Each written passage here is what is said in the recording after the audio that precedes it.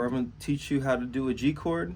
Middle finger on the 3rd fret of the E string, index finger on the 2nd fret of the A string, leave the D string, G, B open, and then put your ring finger right here on the 3rd fret of the high E string. You're going to check your work, right? You're going to individually pluck them with your thumb.